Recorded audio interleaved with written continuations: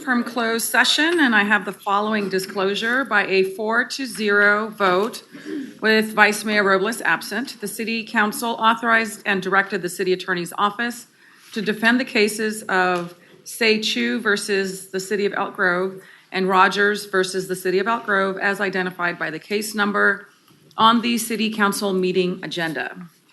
With that, we will adjourn the special meeting at 6 p.m. And at this time, I would like to call to order the Elk Grove City Council regular meeting. Today is Wednesday, October the 8th, 2025. The time is 6 p.m. Clerk. Thank you, Mayor. This meeting of the Elk Grove City Council is recorded with closed captioning. The recording will be cablecast on Metro Cable Channel 14, the Local Government Affairs Channel on the Comcast and DirecTV Uverse cable systems. The recording will also be video streamed at metro14live.saccounty.gov. Tonight's meeting replays will be on Friday, October 10th at 1 p.m. and Monday, October 13th, also at 1 p.m. on Metro Channel 14. Once posted, the recordings of this and previous meetings can be viewed on demand at 3wselkgrove.gov or youtube.com/metrocable14. For members of the participating audience who may have personal electronic devices, please place them on silent mode during the meeting or on mute when you are not speaking. Elk Grove City Council welcomes, appreciates, and encourages participation in the City Council meeting. City Council requests that you limit your presentation to 3 minutes per person so that all present will have time to participate. City Council reserves the right to reasonably limit the total time for public comment on any particular noticed agenda item as it may deem necessary. Pursuant to Resolution Number 2010-24, no individual speaker concerning public comment may address the City Council for more than 3 minutes. If you wish to address the Council during the meeting, please complete a blue speaker card, which can be found at the back of the chamber and provided to Assistant City Clerk Brenda Haggard prior to consideration of the agenda item. Thank you, Mayor. With that, I will move into our roll call. And starting with the roll call, I will start with Councilmember Spies. Present. Councilmember Brewer. Present. Councilmember Singh-Allen. Here. Vice Mayor Robles is absent, and Mayor Singh-Allen. All right, thank you. Next up is our land acknowledgement. We honor, respect, and acknowledge Elk Grove's first inhabitants, the Plains Miwok, who lived as sovereign caretakers of this land and these waterways since time immemorial. We commemorate and advocate for their descendants, the Wilton Rancheria tribe, the only federally recognized tribe in Sacramento County, who endure because of the bravery, resiliency, and determination of their ancestors, tribal members, and leaders. Thank you. Next up is our Pledge of Allegiance. I would like to invite Chief Davis to please lead. Hats off, hand over heart, pledge. I pledge allegiance to the flag of the United States of America and to the republic for which it stands, one nation, under God, indivisible, with liberty and justice for all. Thank you. Please join us for a brief moment of silence.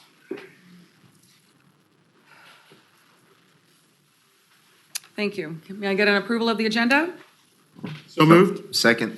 All those in favor, please say aye. Aye. Thank you. Next item.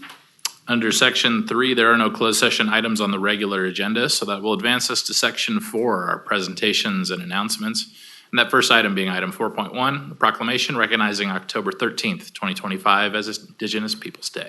All right. At this time, I would like to invite up representatives from the Wilton Rancheria tribe while Councilmember Rod Brewer reads the proclamation. Thank you, Madam Mayor. And good evening, Chairman Tarango. I hope you're doing well today. Yes, sir. And it's going to be a nice week. We have great weather and everything else, but as we head into Indigenous Peoples Day, we'd like to read this short proclamation in acknowledgement of that upcoming holiday. Whereas the city of Elk Grove honors the Plains Miwok, the area's first and rightful inhabitants, and all Indigenous peoples whose cultures and contributions have shaped the city. And whereas we recognize the ongoing impacts of systemic racism that contribute to inequities in health, education, income, and social outcomes for Indigenous communities, and support efforts to close these gaps through inclusive policies that honor Indigenous histories, voices, and rights. And whereas on December 16th, 2010, the United States endorsed the United Nations Declaration on the Rights of Indigenous Peoples, which recognizes that indigenous peoples have suffered historic injustices through colonization and the loss of their lands, territories, and resources. And whereas Article 15 of the Declaration affirms the right of indigenous peoples to the dignity and diversity of their cultures, traditions, histories, and aspirations, which should be reflected in education and public information, and calls on states to take effective measures in consultation and cooperation with the indigenous peoples concerned to combat prejudice, eliminate discrimination, and promote tolerance, understanding, and good relations among indigenous peoples and all other segments of society. Now therefore be it resolved that the City Council of the City of Elk Grove hereby proclaims Monday, October 13th, 2025 as Indigenous Peoples Day in the City of Elk Grove, and urges all residents to reflect on the ongoing struggles of indigenous peoples, including the epidemic of missing and murdered indigenous people. Support the prosperity and well-being of the Wilton Ranch Brea tribe, the only federally recognized tribe in Sacramento County, headquartered in Elk Grove, and celebrate the rich culture and lasting contributions of indigenous peoples to our community, signed on this day, October 8th, 2025. Tangi Kamu. Kuchi Ihama Kanayasa Jesus Tarango, Tribal Chairman, Wilton Ranchery, and good evening, Mayor, and elected officials and all the community members in attendance. Before I get going with this, I wanted to make a comment. And I'm going to quote something, not so much verbatim, but in these words of a good friend of mine, Kevin Costner. You might know him. And when you talk about somebody not in my community, to recognize that. And I think that's sometimes what gets people off on the wrong track, you know, as to what our intentions are. And the intentions aren't to erase history, it's to tell it so that we don't repeat it, right? But I wanted to say that because that might spark other people's interest when you have people like that, you know, who's well known. I'd say he's a A-lister, good guy, but he's got a great heart. And I think that there's something to be said there about being ashamed of what his people did, but not ashamed to tell the story so that we don't repeat it. I want to thank you for recognizing Indigenous Peoples Day here in Elk Grove. This acknowledgement is not about erasing history. It's about an understanding that for centuries, acknowledge and make history right today. That's what today represents, a chance to honor the truth, to recognize the first people and ongoing contributions to the future of our region. Elk Grove and the surrounding region are the ancestral homelands of our Miwok and Nisenan ancestors. And every time we get sung, and we walk on the grounds where our stories have been here since time immemorial. Our tribe continues to invest in this community through education, cultural preservation, economic development, and partnerships that benefit everyone. We believe that healing and progress come from acknowledgement, collaboration, and shared stewardship of the land we all depend on. And so again, on a day like today, it is an honor for me to stand here representing my nation, but also wanting to recognize you folks for giving us this space. And also, I would say, understanding and recognizing that, again, we're not here to talk about the past. Acknowledge it, and we move on from that. And I think that's what we have here in Elk Grove. And I'm very happy for the future. And I know community members, the things you guys don't know, your city and the tribe and other entities, we want to make this place one of the best places in, I'd say, the state, but more importantly in the U.S., as to look at what Elk Grove's doing with their First Nations and all communities that reside here. So again, Tongi Komu. There.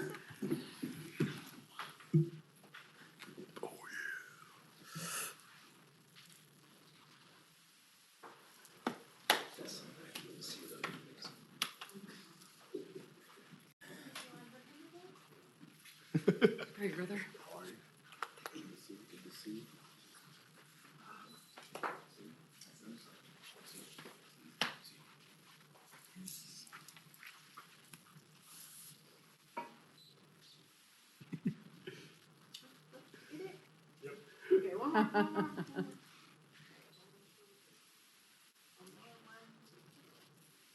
Thank you. Thank you. Thank you.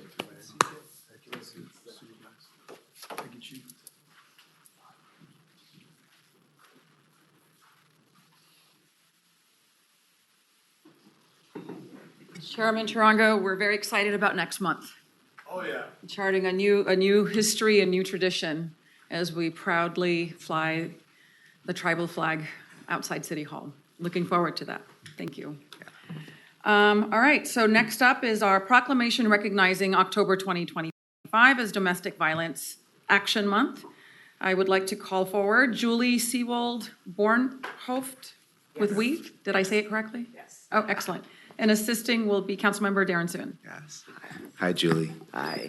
Good evening, and it's my honor to present this proclamation for Domestic Violence Action Month.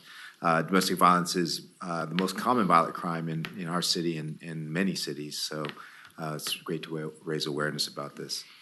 Whereas domestic violence is a community and public health matter for the city of Elk Grove, the state of California, and the nation, domestic violence affects people of all ages, racial, ethnic, genders, sexual orientations, socioeconomic, educational, religious, and occupational segments of our society.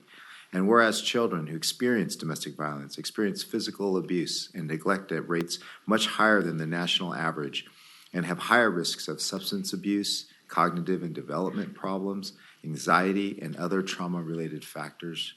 And whereas combating domestic violence depends on everyone being willing to take action to recognize indicators of domestic violence, respond with compassion to those experiencing domestic violence, and providing referrals for safe and confidential services. And whereas public awareness and education about domestic violence are needed, as well as uniform efforts on the part of government, health professionals, law enforcement, religious organizations, educators, and community associations to address domestic violence through prevention, intervention, and treatment for victims and perpetrators. And whereas Weave is the oldest and most comprehensive provider of domestic violence services in Sacramento County, and in the last fiscal year answered over 11,000 calls to its 24/7 support and information line, provided 16,695 bed nights of emergency shelter to 166 adult and child victims of domestic violence, provided 24/7 response to 110 victims undergoing a domestic violence forensic examination, provided safety planning, advocacy, and crisis intervention to 3,656 victims through its Midtown Services Center and partner locations, provided individual and group counseling to 1,657 survivors of domestic violence, and provided legal assistance to 958 survivors of domestic violence. Whereas Weave works in partnership with the City of Elk Grove to respond to survivors of domestic violence through comprehensive supportive services, including the Violence Response Team in partnership with the City of Elk Grove Police Department, Weave exists to promote safe and healthy relationships and supports survivors of sexual assault, domestic violence, and sex trafficking. And Weave believes that when everyone acts, violence ends. Now, therefore, be it resolved that the City Council of the City of Elk Grove hereby recognizes the month of October 2025 as Domestic Violence Action Month and urges our citizens to partner with Weave to bring an end to domestic violence in our community. Thank you very much for your service, Julie, all these years. Thank you.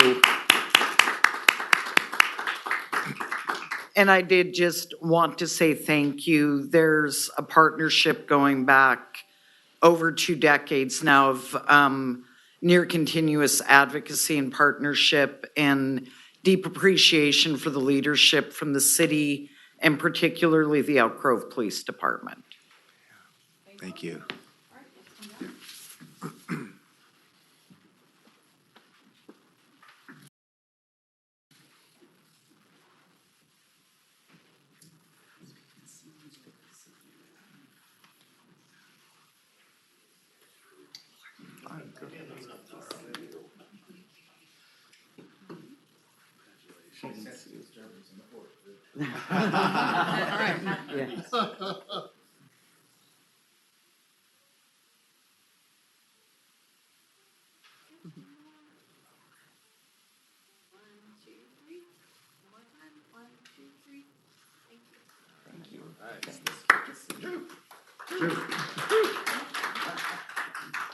Come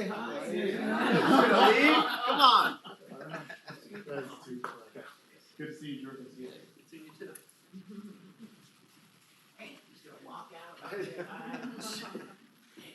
He's just photographer tonight, he said.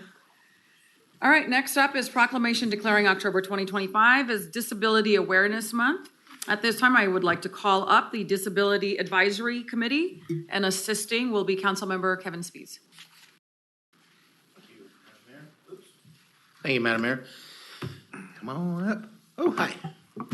All right, so it's a proclamation for Disability Awareness Month, October 2025. Whereas the month of October 2025 has been designated as Disability Awareness Month to celebrate and recognize individuals with disabilities.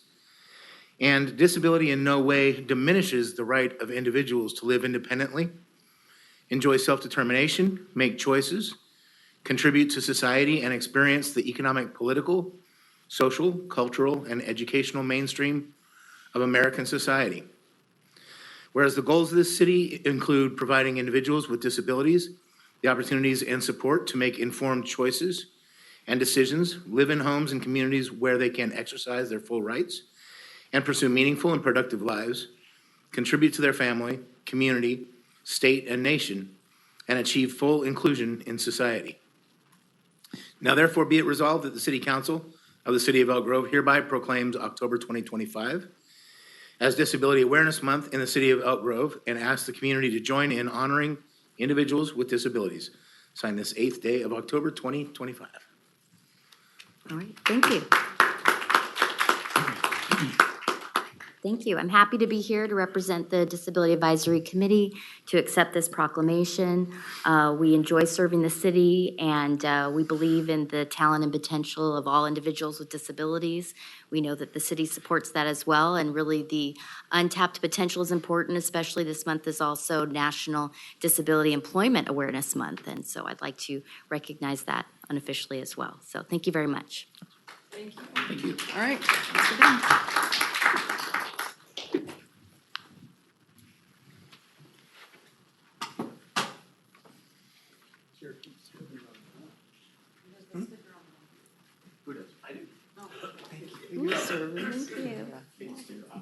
Hi, how are you? Hi, Good good. to see you. Good to see you.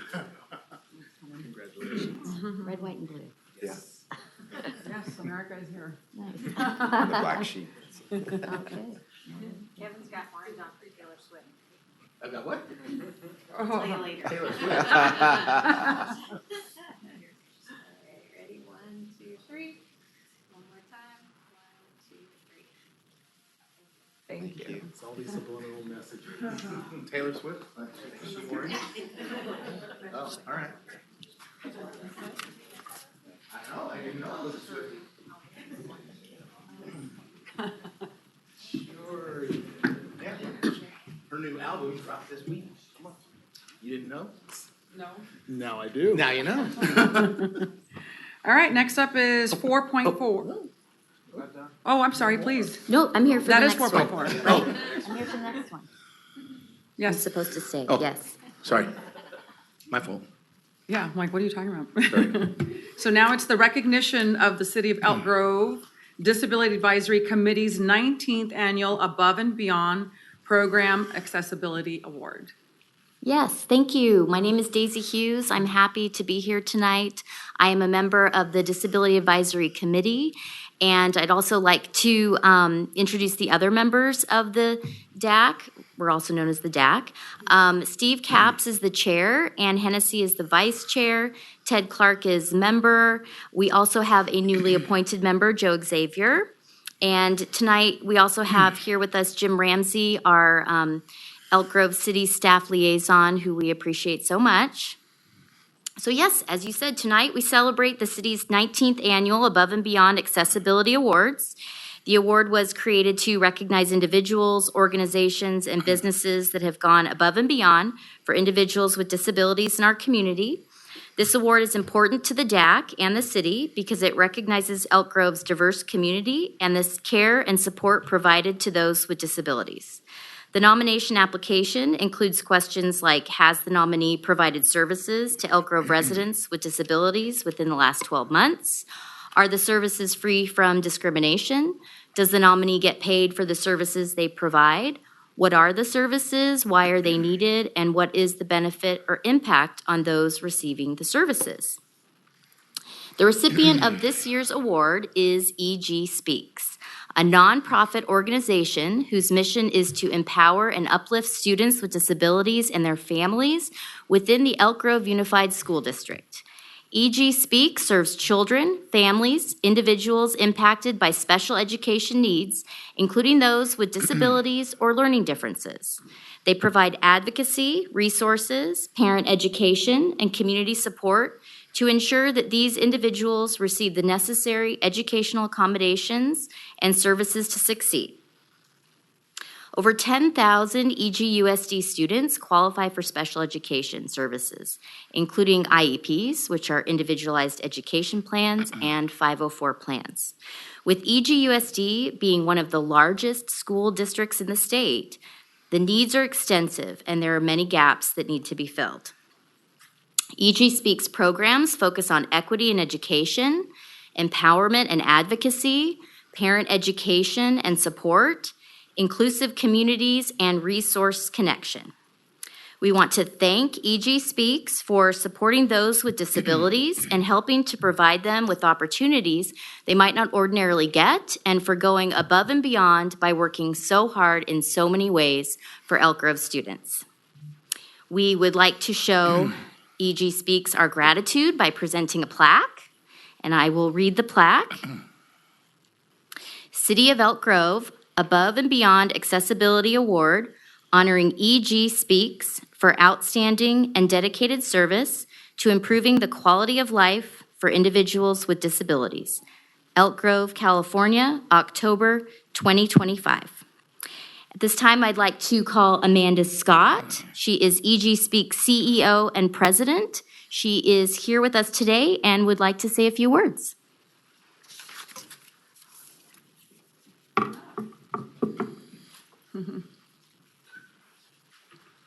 Hello. Hello. We were here not too long ago for Autism Acceptance Month, so we're happy to be back here again. Thank you so much. Good evening, Mayor, council members, and community members. On behalf of EG Speaks, I want to thank you deeply for this recognition. Receiving the Above and Beyond Award means so much, not just to our organization, but to the families, advocates, and individuals with disabilities who make up our community. Standing behind me here is my board and our volunteers, and some of our junior volunteers are up here with me too. This is our team, a core of our team. At EG Speaks, we believe that inclusion is not just an act of charity, it is an act of justice.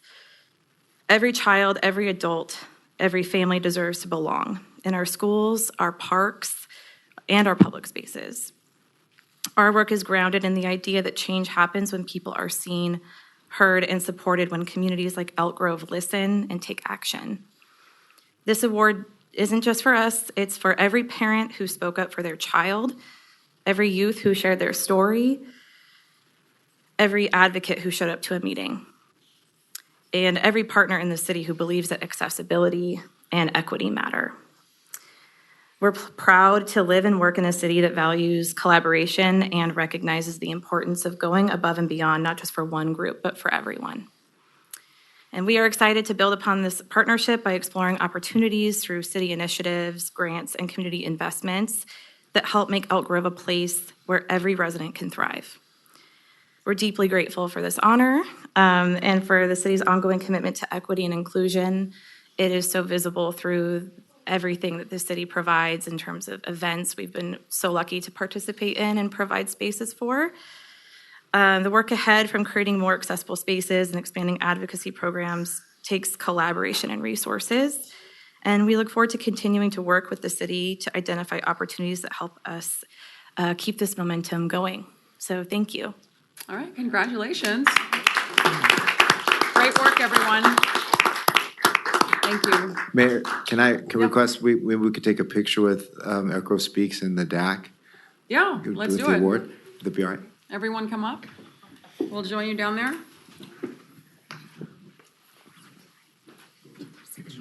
Oh, yeah. Got the award.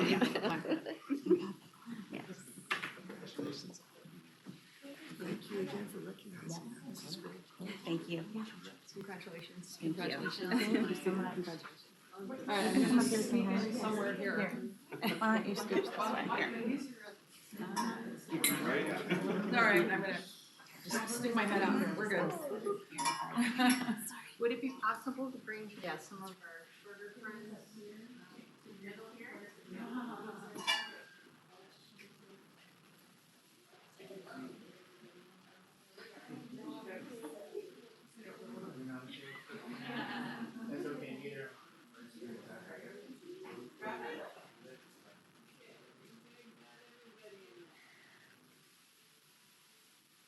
One, two, three.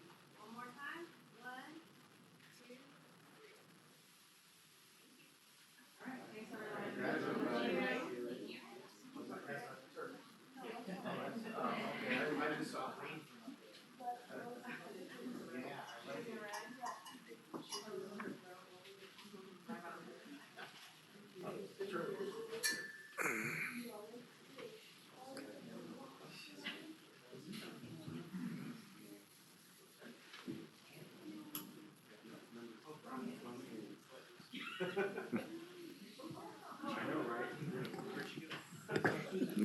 Mr. Ramsey, thank you for your work on the DAC too. Appreciate that. All right. We are now moving on to our public comment. I will go ahead and open up the public comment opportunity. We have a few folks signed up. We'll start off with Gary Mendoza, followed by Imam Yasir Khan.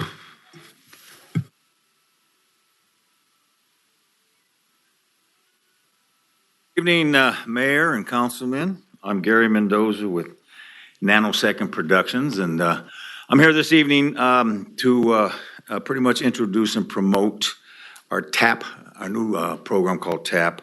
A few years ago, Judy Tafoya and Nan Mahan, right here, most of you know who Nan is, along with others, formed the Art Advocacy Project. Now, its purpose was to bring more art to the community. That project has been revived and revisioned by Nanosecond Productions, Annie Pinoy Art, say hi, Annie Pinoy Art Gallery, and Ray, her husband. And of course, we've got our friend Anthony Flores, Tony Flores, say hi. All right, you guys are all on board. And the purpose is to bring together a partnership of visual, performing, and literary artists. Now, we will help each other to find work, exchange ideas, and promote art in all of its forms. The group will strive to influence matters politically, both at the city and community levels where art is concerned. So please contact us if you have any questions, any needs for our services. We'd be more than happy to talk with you. We do have our first mixer coming up, which will be held at the Annie Pinoy Art Gallery. Again, Annie, okay, on October 26th from 2 to 4 p.m. And basically, that's pretty much it. Come and talk to us, okay? Yeah. Thank you so much. Thank you. Okay. All right, next up is Imam Yasir Khan, followed by Kirk Thompson.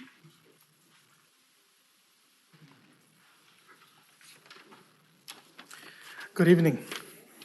Good evening, Mayor, Vice Mayor, and council members. My name is Imam Yasir Khan, and I serve as a religious leader here in Northern California.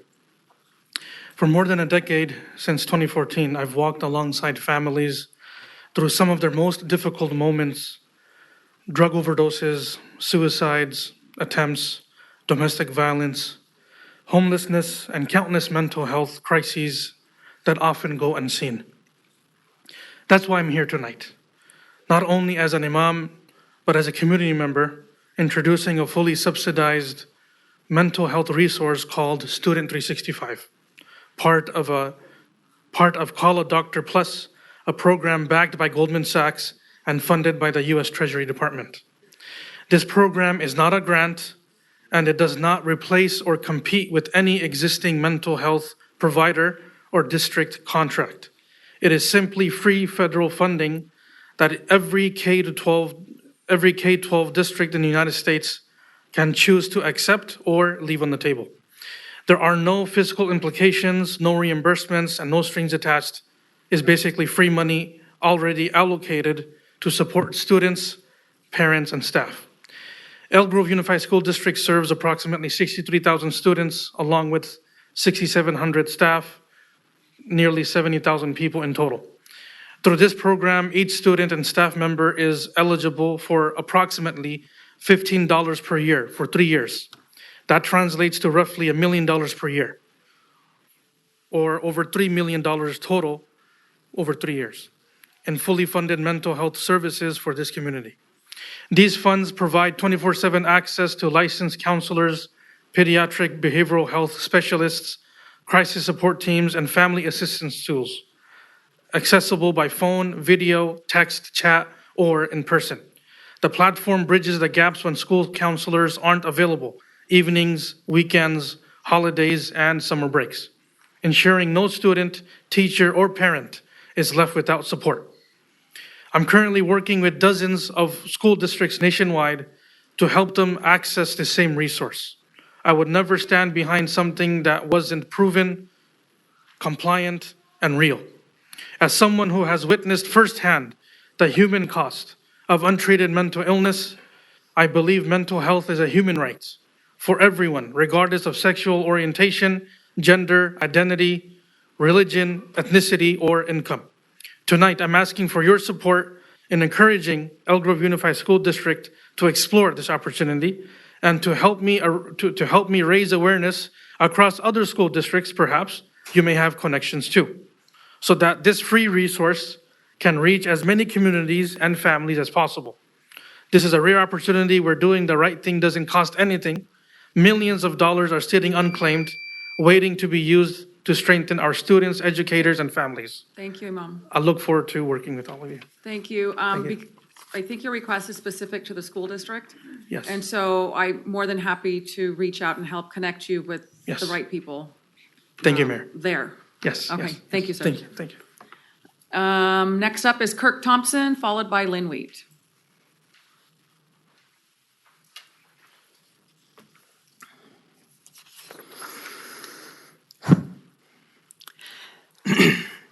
Last year, we saw how many would cheer a president's murder, and last month, we learned how many would cheer my murder.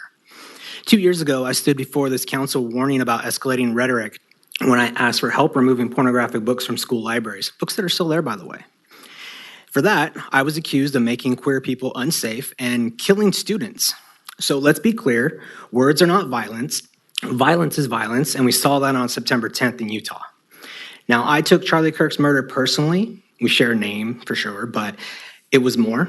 In high school, I had dreamed about starting a movement like he did, kind of sparking conservative ideas among my college peers, marrying young, having a bunch of kids, advising leaders by 35. My wife, who hates politics, watched a bunch of his videos after his death and said, "He reminds me of you." That didn't sit well with me. Now, I had planned to come here proposing a Charlie Kirk Day in Elk Grove, kind of an olive branch to unite us through open dialogue and debate. But I watched your last two meetings, and that killed that idea. On the day Charlie Kirk was murdered, you praised speakers calling immigration enforcement disappearing people, a term that's origins implies war crimes like torture and execution. Great job lowering the temperature. Then on the 24th, the same day an anti-ICE lunatic shot up the Dallas ICE office, you spent 10 minutes stoking fear in our legal immigrant community to close your meeting. So my main takeaway from that little exchange was that if an illegal immigrant commits a hit and run on my wife, you won't be reporting them to ICE, Chief. I guess we can add an asterisk to serve and protect in Elk Grove? I hope not. Now, city government, especially police, runs on public trust. I've always felt safe in Elk Grove, even before I moved here. But now, with local teachers openly celebrating Charlie Kirk's murder and this council's recent rhetoric, for the first time, I'm questioning my family's safety in this city. Could you trust a dispatcher, police officer, or firefighter who cheers the political murder aligned with your views? And your last two meetings seem to be justifying the violence that we saw in Utah, Dallas, and Sacramento's ABC 10 offices over the past month. So the last 30 days, to me, have really shown zero interest in representing people like me.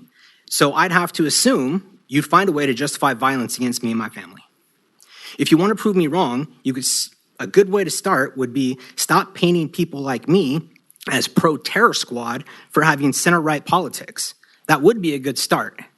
And if you want to put some action behind that, Madam Mayor, you have my email address. Please reach out to me. I am serious about doing a Charlie Kirk Day by next year. Thank you. Thank you, Mr. Thompson. Our final speaker is Lynn Wheat.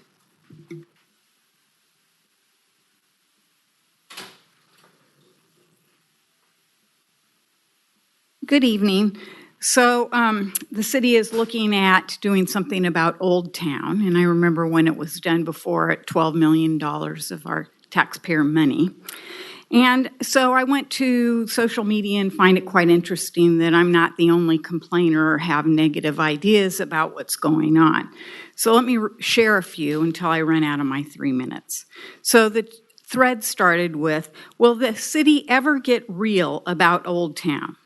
If you haven't seen, the city of Elk Grove is running a campaign of sorts to solicit input for a reimagining of what Old Town can look like. They're featuring multiple towns and types of downtown personas. I'm all for bringing some life and culture to the area, as it is a historic hub of the city and region. But come on, the mayor said years ago she envisioned something like the gas lamp of San Diego, and now getting people to get input about the persona the city might pursue. But are we going to ignore the elephant, read train in the room? The railroad is way too active to ever have anything developed around it, and the infrastructure of the building in existence is already suspect at best. It also doesn't help that Elk Grove Boulevard and Bond are the only two east-west roads through the entire city, both of which are controlled by the train schedule. Next commenter. It is hard to see Elk Grove having anything like the San Diego gas lamp district due to our obsession with chain and franchise businesses. Even today, you still do not see mass market chain businesses on 4th Avenue in San Diego. Also, another commenter, Jim Croce is not available to start a restaurant or bar. I think the bigger issue than the train is that the existing businesses really aren't tailored for whichever persona wins. What are they going to do?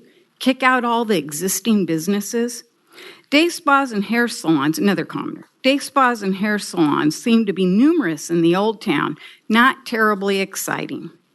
I love Old Town as my kid, another commenter. I love Old Town as my kid goes to SOR. That being said, we live on the West End, and I'd love a walking strip to drink and eat at night and not blow the bank on an Uber home aside from the dang alley. Lots of laughs. I live east of Waterman Road. Old Town is just a choke point for me getting to and from other places in Elk Grove. I've been to some of the businesses there, and there isn't anything that appeals to me. Next commenter. Many old towns have trains that run through because a lot of this country was built around the train tracks. That way, that was the way goods moved in the old days. Last commenter I have time for. The only way Old Town becomes a real investable place is if real frequent regional rail serve the train station, and that won't happen. Elk Grove chose its path, and Old Town really doesn't fit the arc of development. Thank you, keyboard activists, and I most certainly hope that each and every one of them completes the survey. Thank you. Thank you. Thank you. That concludes our public comment. I'm going to go ahead and close the public comment opportunity and move on to our next item, which is our city manager's report. Good evening, Madam Mayor, members of the City Council, Jason Behrman, your city manager. First of all, at the last city council meeting, the council had a brief discussion about immigration resources and things available on our website. So city does have a new online information and resource page to support immigrants in our community. The page highlights the city's commitment to maintaining a safe and inclusive Elk Grove, outlines our role in immigration enforcement, and provides links to prior statements, community diversity statistics, FAQs, and community resources such as the Sacramento Fuel Network. It also includes information about our Charter for Compassion and an FAQ section that provides a link for community members to learn more about Know Your Rights. For more information, visit the city's website, elkgrove.gov. There's a link on the main page. City has been recognized by Polco as a top performer in the Best in Governance Awards. It's a nationwide award. The award recognizes the city's transformation in education, arts, and culture based on what residents reported in the National Community Survey. Only 5 communities across the entire country receive this distinction, placing Elk Grove in truly elite company. We're proud to celebrate this achievement with our community. More than 60% of Elk Grove youth say that mental health is the top need in our community. That's why the Youth Commission is launching a new event, Walk with Us on the Path to Positivity, a walk and a picnic for youth mental wellness this Saturday, October 11th, starting at 9:30 a.m. at Hilma Colton Park, which is at 9410 Laguna Springs Drive. Students are encouraged to grab a friend and join the free event to gain new resources, meet therapy animals, and connect with friends and the community.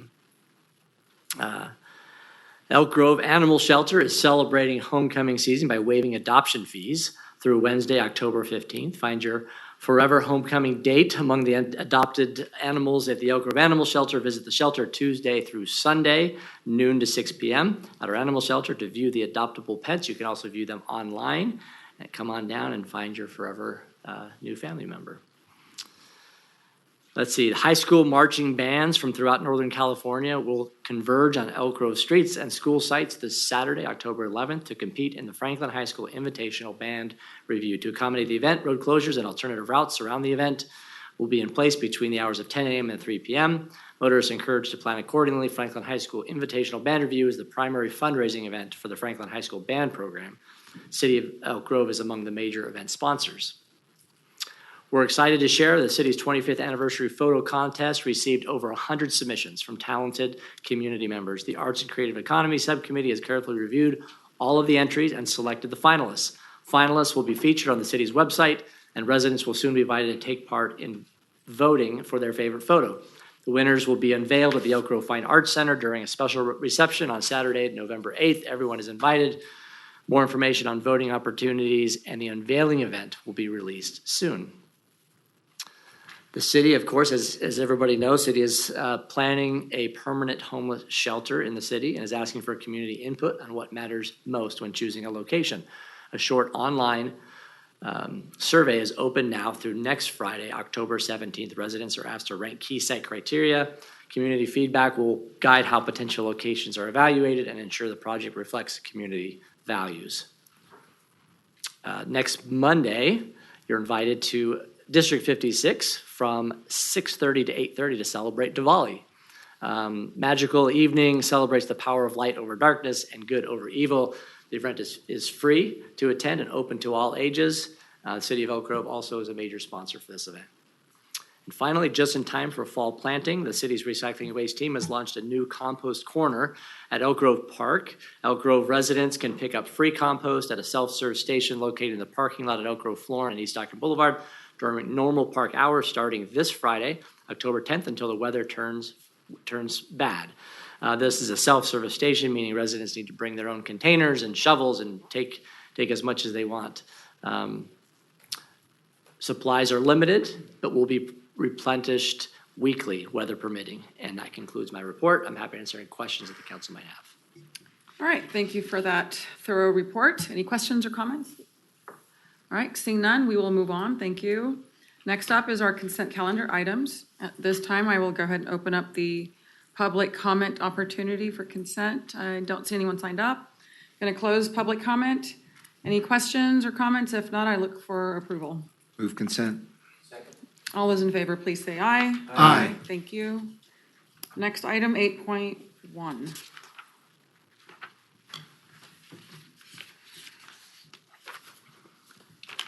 And item 8.1 is actually 3 public hearings to consider various annexations into community facilities district and assessment districts for the Coral Blossom Apartments project as delineated by staff.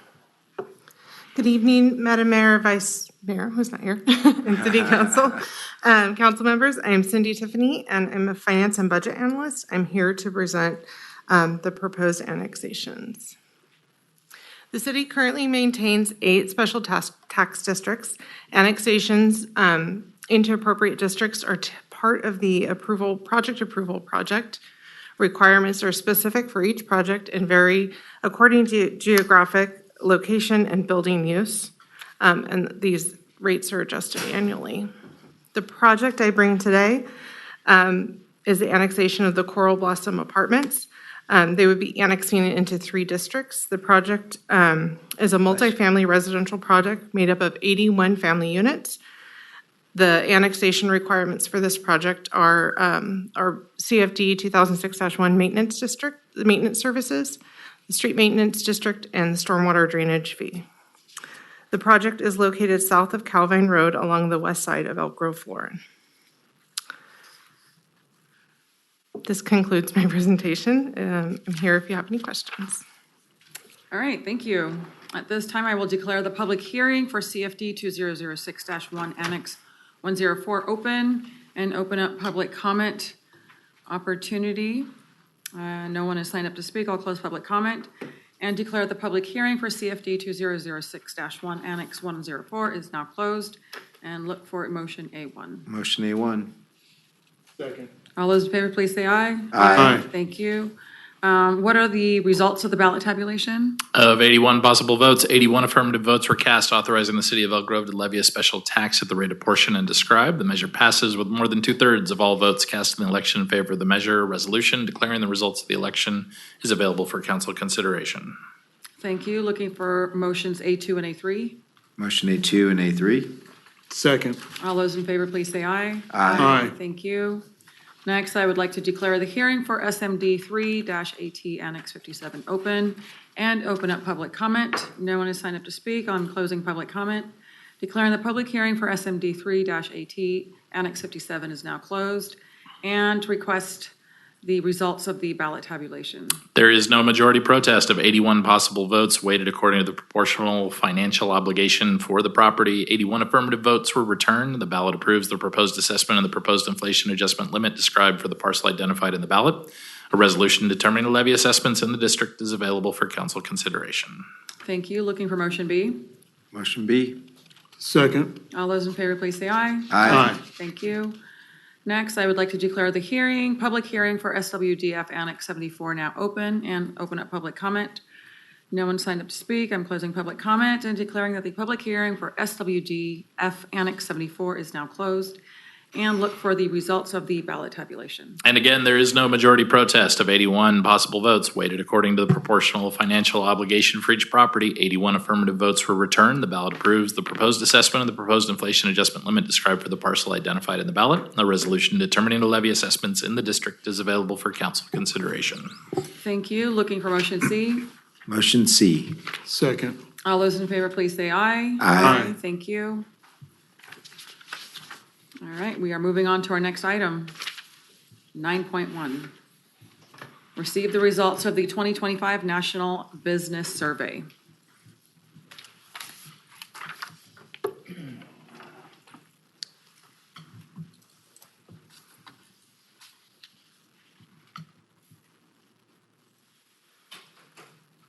Okay. Good evening, Madam Mayor, Councilman. My name is Tish Mann. I'm an economic development analyst. And today I will be presenting about insights from the National Business Survey, which we conducted earlier this year. My recommendation this evening is to simply receive the results of the survey. For some background, ever since 2009, the city has conducted a resident opinion survey every 2 years called the National Community Survey. And this survey is done in partnership with Polko Inc. and the National Research Center. And it's a survey that's endorsed by local government associations like ICMA, the National League of Cities. And they also offer a national business survey. It's a newer offering, but it works the same way, but instead of resident opinions, it's about business owner opinions. So for the first time in the city's history, the Office of Economic Development conducted this survey from February 12th to March 19th earlier this year. And the full report is now available on the city's website. And the idea is that these insights will help us understand business needs, and then that can inform city strategies and goals. The survey includes a mix of standard questions from Polko and NRC and custom questions that staff developed in partnership with them. The outreach strategy included 3 touch points. Every business, so all 5,000 plus businesses in our community, received a postcard, a letter, and a reminder in the mail. And we also did social media as well. We received 146 responses, which translates to a 3% response rate, which we hear is typical for a city of Elk Grove size. And I just want to emphasize that we did make extensive efforts to drive participation to the survey. We're not super pleased with the response rate. We expected it to be higher, but if we do decide to do the survey again, we think those numbers will increase. They use a concept called the national benchmark, where they compare Elk Grove to reference communities. So they take the average score of all the communities who took the survey and compare that average score to Elk Grove score. So if you see something that says higher than the national benchmark, that just means we did higher than the average community. If you see similar to the national benchmark, that means we did similar or in line with other communities. And lower than the national benchmark means we did lower than the average community. Some things to keep in mind are that scores can be high but still rank lower than the average community. For example, you might see 70%, which is good, but for whatever reason, it's still lower than the benchmark. And we also don't know the precise average scores being used for comparison. So meaning we don't know like how high or how low the score is compared to the average, but we can probably get that from Polko. And another thing to keep in mind is that the benchmarking pool is small. We are early adopters of the survey, so it's not that hundreds of communities have taken the survey and we can compare ourselves to them. Some of the survey limitations are that there was a low response rate, and that makes it difficult to draw meaningful conclusions about the broader business community. So, the methodology details for that are explained in the report online, but one way to think about this is that the results are indicative of the views of the 146 survey respondents, not indicative of the views of the entire business community. So I will be saying respondents instead of business owners as I go through this. So now I'm gonna start highlighting fairly quickly some key insights. And I'm glad to circle back if something catches your eye. I'll be pointing out things like the top three and the bottom three, and occasionally singling out certain findings. But this is a really light agenda this evening, so I'm not trying to keep you guys here for too long. Yeah. Okay, so versus quality of life. So how this reads is that 89% of survey respondents rated Elk Grove as an excellent or good place for children and families, and that is in line with other communities. And now I'm looking at the last one here that says 88% of survey respondents said they are very or somewhat likely to recommend living in Elk Grove to someone who asks, and that is also in line with other communities. And then on a less positive note, right in the middle, 49% of survey respondents rated Elk Grove as an excellent or good place for young adults, which is lower than the average community. Moving on to facets of livability. The highest rated characteristics of Elk Grove are the overall quality of parks and recreation opportunities, the overall feeling of safety, the overall economic health. To me, that rings Measure E related successes. I do want to point out that only 49% of respondents rate the overall opportunities for education, culture, and the arts as excellent or good. But that's already changing, right? Well, first, we're not super surprised because Elk Grove isn't known as an arts destination yet, but that is already changing. Like with the revamping of the Arts and Creative Economy Commission, with bringing the Mural Festival to historic downtown next spring, that number is expected to increase. Quick question on that side. Mm-hmm. Education, what does that mean? Is that K-12 EGUSD, which I know ranks very highly. So what is it in this context? I think it means broadly K through 12 and universities and colleges as well. And it might consider like training programs too, but yeah, I would have to know exactly what their definition of education is. I'd have to check with them. So I can always circle back to you on that, okay. And then this slide is just about how these survey respondents generally feel safe in their commercial area in the day and after dark. Moving on to community amenities, the top rated community amenities or overall appearance of Elk Grove, cleanliness of Elk Grove, and the variety of service establishments like salons and dry cleaners and so on. So that checks out, it sounds like us. The lowest rated community amenities were opportunities for tourism, opportunities to attend cultural arts and music activities, and hotel and lodging options. All of those we rate below the average community. And not super surprising to hear that. But one thing I wanted to point out is that, these scores might have been lower in the past, but this is our first time doing this survey, so we have nothing to compare it to, but for all we know, these numbers could represent significant improvements.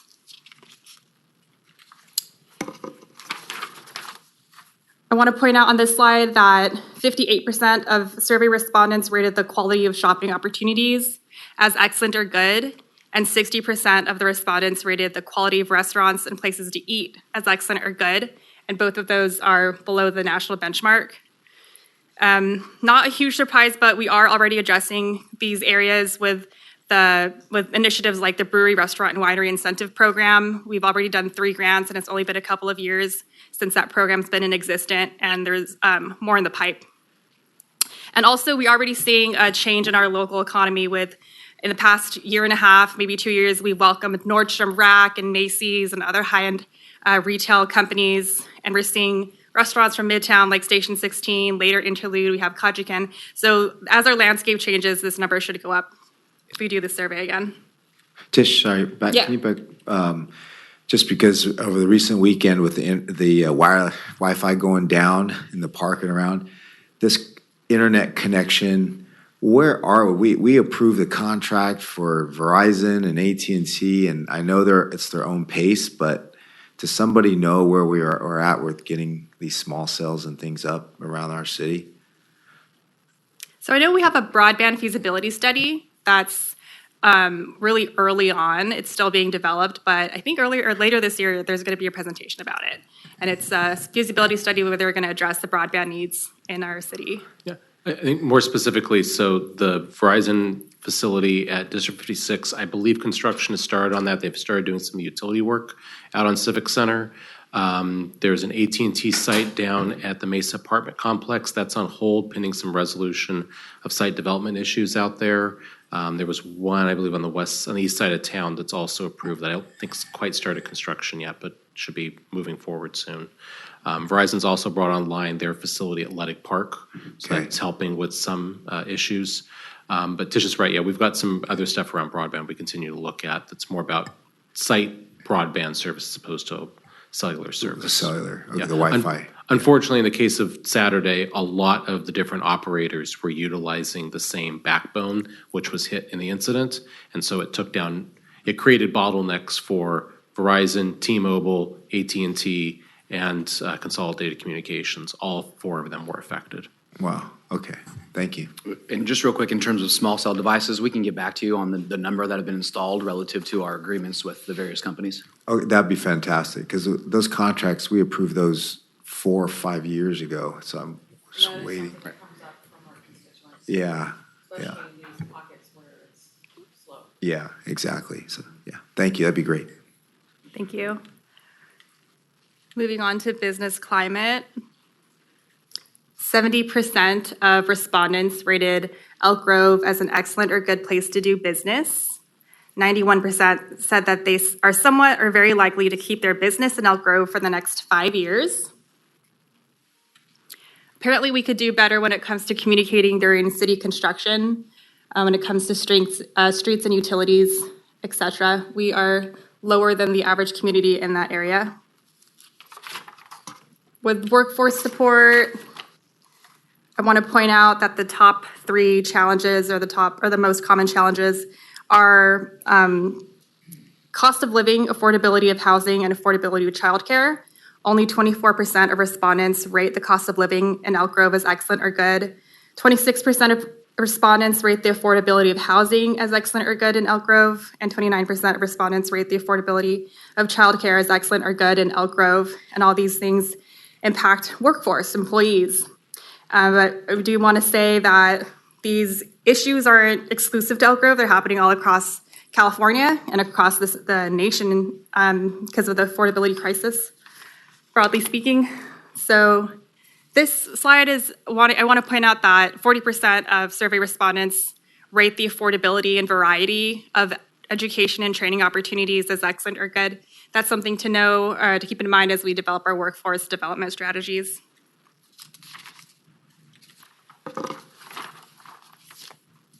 When it comes to workforce readiness, again, we see cost of living and lack of affordable quality housing as an issue for workers. And that's not only an issue for them, but it's also an issue for businesses or business owners in terms of their ability to attract workers to Elk Grove and also sustain them when they do get employed.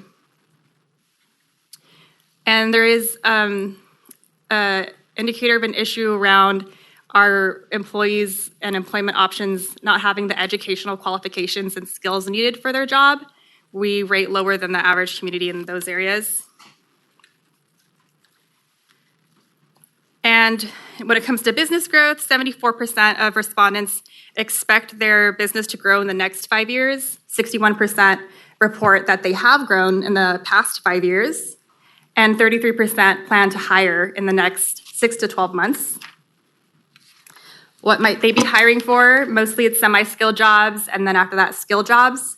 So these are jobs that require some knowledge of a trade or a skill, but not highly specialized. So things like truck drivers and typists and electricians and plumbers and administrative assistants. Moving on to governance. We apparently do really well. We are above average when it comes to recycling and having ample public parking in commercial areas. We are also really good with fire services, police services, garbage collection. 95% of respondents rate fire services as excellent or good. We do pretty well with street cleaning, utility billing, traffic enforcement. I want to point out that 28% of respondents rate the traffic flow on major streets as excellent or good. So that's something that we know, and we keep that in mind as we welcome new developments to our city. And as council knows, we're making huge investments in infrastructure solutions that can address that, such as the White Lock interchange. Also want to point out that 45% of respondents report having an excellent or good experience obtaining planning and building permits, and 46% of respondents report having an excellent or good perception of code enforcement, and those are both lower than the average community. When it comes to governance, we have really healthy scores about leadership. We're in line with other communities here. Generally speaking, these survey respondents believe that the Elk Grove government acts in the best interest of the community. They believe in the overall direction that Elk Grove is taking. They have confidence in Elk Grove government, and they have a positive view about the value of services for the taxes paid to Elk Grove government. 72% of respondents rate the quality of services offered by the city of Elk Grove as excellent or good. And then as you go up the ladder of government, that number goes down. So only 30% of respondents rate the quality of services provided by the federal government as excellent or good. And then I have custom questions before we wrap up with demographics. So 63% of respondents said that it was somewhat to very easy to start their business in Elk Grove. We don't have a national benchmark because this is a custom question. The top 3 challenges that they faced when starting their business was building a customer base, finding a suitable location, and accessing affordable and quality broadband. Then the types of support that would have really benefited them in their initial startup phase. The top 3 are marketing and sales support, financial support like grants and loans, and financial advice. In terms of operating or expanding their business, financial challenges was the most common challenge. So that's financial management and maintaining profitability. And here the slide is about racial and social disparities. More minority-owned businesses report having challenges related to finances, market competition, and accessing startup capital than non-minority-owned businesses. And then more women-owned businesses report having more challenges related to accessing startup capital than male-owned businesses. And women-owned businesses are also less likely to recommend operating a business in Elk Grove than male-owned businesses. So who took the survey? 62% of the respondents were white, and they are overrepresented in the survey when you compare them to our internal database of business owner demographics. And then 15% of respondents were Asian, and that they are underrepresented in our survey when you compare them to our internal database. 14% were Latino or Hispanic, and they are pretty much accurately represented. And then 9% were Black or African American, and they are also underrepresented in the survey. And then I just want to mention that our internal database of business owner demographics includes 750 data points, and that's growing. And we got that from business licenses and grant applications. 50% of respondents were men, 44% were women. Most of the survey respondents were 45 to 54 years old. 15 were disabled, 11 were veterans, 11 were veterans, and 42 were home-based. And there is no fiscal impact related to this report. Before I take questions, I just want to say that you might have seen a lot of below average scores, but really what sets us apart as a community, and we are one of the only communities that has conducted this survey. So we're actually asking these questions, we're actually looking for insights. We're not just guessing what the problems are, we're really listening and having difficult conversations, and that's what sets us apart. So yeah, these insights give us a clear starting point, and then we can all work on improving them together. Thank you, and I'm happy to take questions. Thank you. Before we get to the questions, I'm going to open up public comment.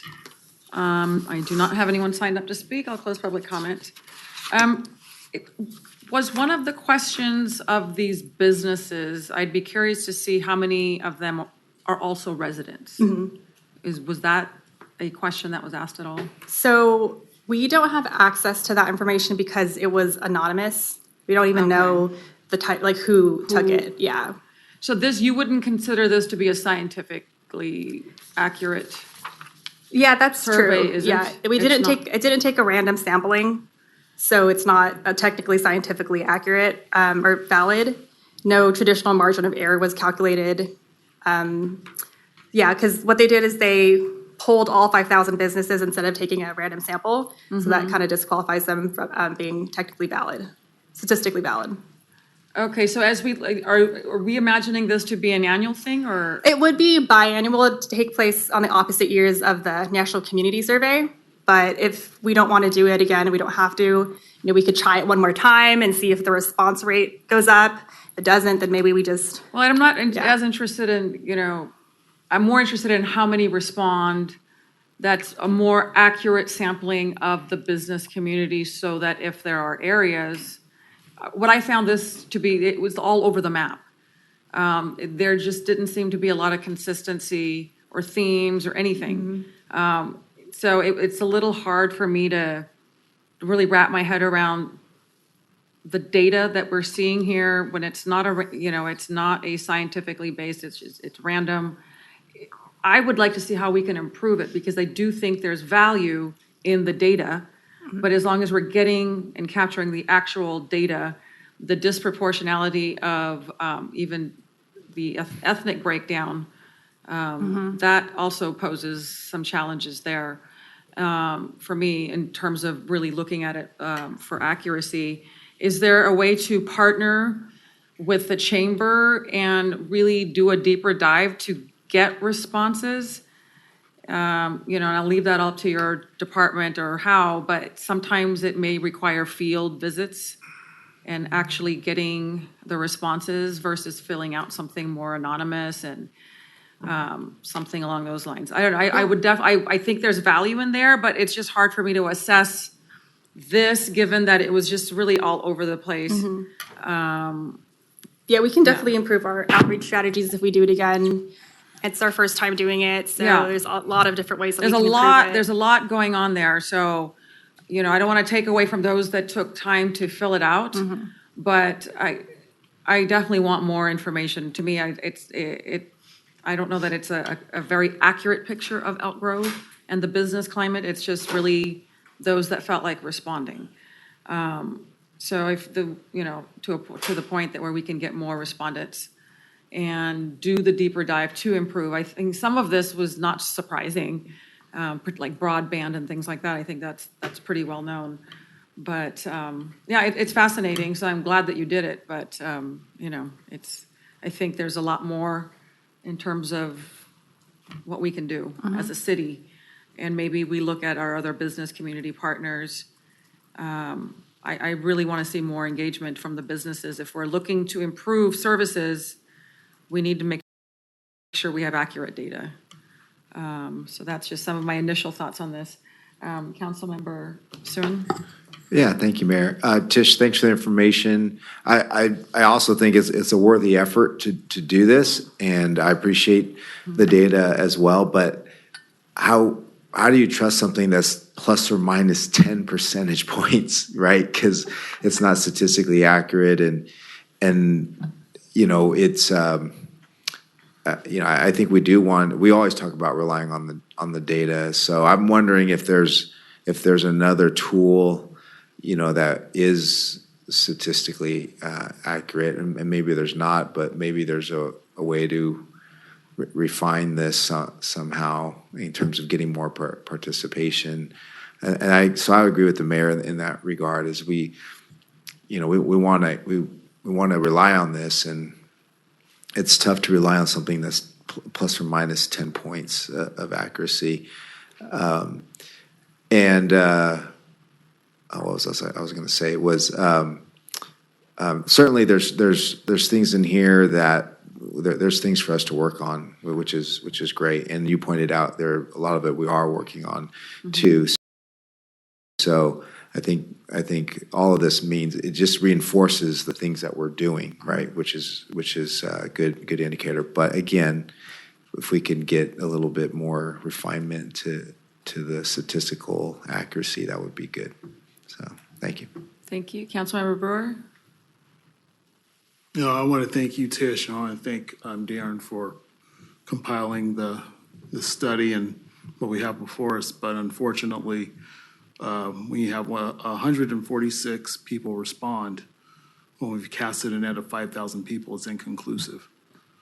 We can't really get a good feel for how we're going to chart the course forward for the city, and for the business climate for Elk Grove is definitely lacking, because we don't know how many of our small business, medium business, and large business peoples are involved in this. And that's concerning, because you don't want to be in a silo trying to chart the course for the city and not really hear from all the parties in addition to our residents. Because if you're going to have a good, healthy a response for a report, and to be fairly benchmarked against other cities, we need more participants, and we need the business community to be involved, because that's vital. And I'm really hoping that this partnership that we're having with the Elk Grove Chamber is a step in that direction, and that the Elk Grove Chamber takes our olive branch seriously, because for us to be a city that is bringing in attractive and new and different sorts of economies and sectors, we have to have a good course of knowing where we're going and what it's going to look like. I definitely applaud the effort, but unfortunately, it definitely falls short. Councilmember Spies? So I guess I'm trying to temper my comment a little bit here, because I don't want to burn bridges, make people unhappy, but I think if people are going to be part of the conversation, they should have been in the room tonight. True. 100%. Okay, so whoever needs to hear that out there, you probably ought to start showing up for business-related items. Yeah. So, I appreciate the information. If the data wasn't as, there's a lot of conversation about whether something's statistically significant or not. We have to remember that the number of businesses in Elk Grove is smaller than the number of residents or homes, right? So you can have a smaller number and still be representative of the businesses. Regardless, that simply didn't happen, right? It didn't happen. And that's not on ours, it's a new study. So, you know, if we were to look at this, I mean, I look at it and I go, well, that's a solid C-. And it isn't, you know, given that it isn't entirely accurate, I try to temper that down a little bit. But I think that if these numbers was what we would get on the resident survey, we'd be certainly far more alarmed. Okay? Oh, yes. Because this isn't pretty, right? Again, there are data problems here. So what I'd ask is, can we develop from what you learned from it, or from what we've learned from it, can we develop an action plan to improve those areas where we might have picked up a lesson, right? So, for instance, traffic sucks. Oh, shocker. We know that, right? So we don't necessarily need to address that. That isn't the greatest place for young adults. I don't think that's been a common, common complaint for numbers of years. But so I guess I'm just asking, let's try to make as much use out of it as we can. Where there are lessons learned, let's bring that forward and try to work on those. So with that, thank you, I appreciate it. But even within all of these respondents, an overwhelming still responded that they would recommend Elk Grove as a place to live. Right. So it's like, how do you make sense of all of that given, say, the complaints per se? Right. I mean, they say that they feel safe, right? Yeah. Okay. So there's a lot of things, right? Yeah. There's a lot of goodness in there. It's a bit all over the map. Yeah. But where we can take a lesson, let's take a lesson and create an action plan from it. And then I think even, for the next time, like the types of businesses, having categories so that we know who's responding, then we can see, where we need to improve. If, for example, it's just somebody in one or two sectors and not all of the sectors, that will be very skewed as well. So, the types of businesses and then even the number of employees, would love to hear and get some more feedback on that. But to Councilmember Spies' point, 100%, the elephant in the room. If we're going to talk about better partnerships, this literally includes having a seat at the table. The seat is there, and showing up on business items like this and offering ideas of how we can be better partners, not just talk about it, but be about it.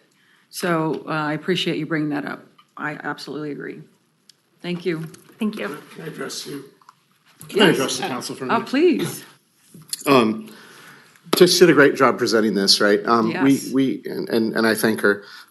This is the first time we've done this, right? Like I don't know, maybe it was done before I was here. In the 10 years that we've been here, we've never done a true third-party survey that attempts to get the opinions of all 6,500 or so of our licensed businesses. So we didn't expect a huge response rate. I didn't expect it to be this low. If we were to make this statistically valid with a proper margin of error, we'd have to go from a full survey of all of our businesses to a random sample. So we're already thinking about doing that next year as a way to make this, more statistically valid. This may not be the perfect tool, right? We went to Polko because they're our partner on the National Community Survey, and this is a new tool that they have. And so we're going to take a close look at the tool as well to make sure this is the best product out there. And so I think if we do this again, and I think we should do it again, I think we should be very intentional about how we set this up so that we're getting the answers that the council wants. But I also, it would have been really easy, I guess, to receive this survey and not to bring it here tonight because the results weren't great.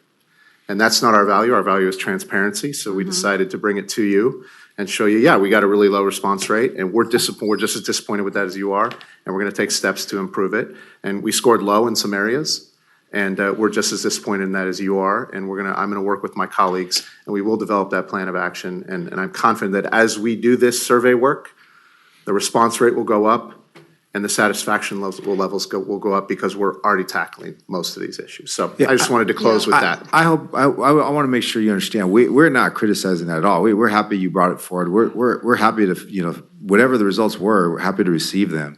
Of course, no, I'm not. Yeah. I didn't mean that at all. I just wanted to put context to the conversation. I know. I didn't think you did, but I still wanted to be explicit about it. Yeah, we're very receiving of this information, and I think we just want to get a clear picture as well. And so, we look forward to, how do we refine this tool also. And the other thing I wanted to quickly say is a lot of these things are like similar, similar to other cities. And I think we're more concerned about our Elk Grove independently.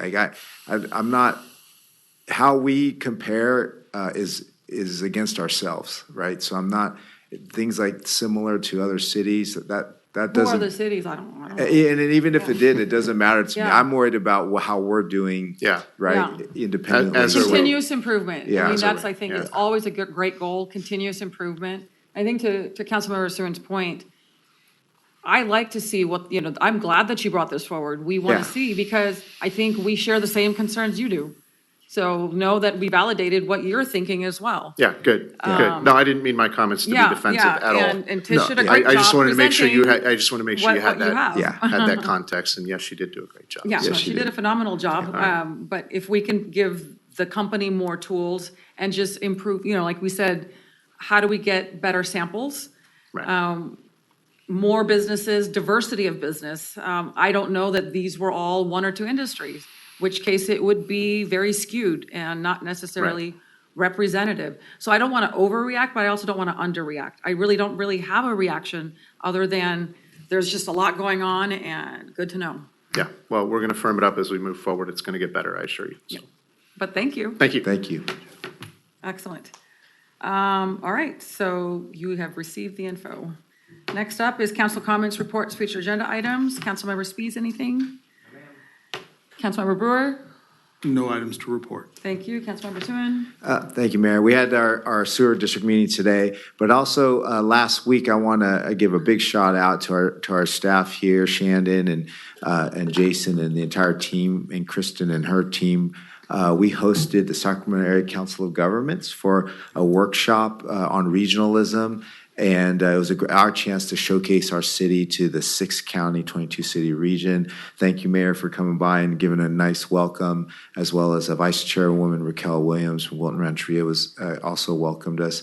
So it was a really good event, and folks got to see a good glimpse of our city and learn about how to be better regional players. So thank you. Great stuff. All right, waive my report. With that, we will go ahead and adjourn this meeting at 7:22 p.m. Thank you, everyone.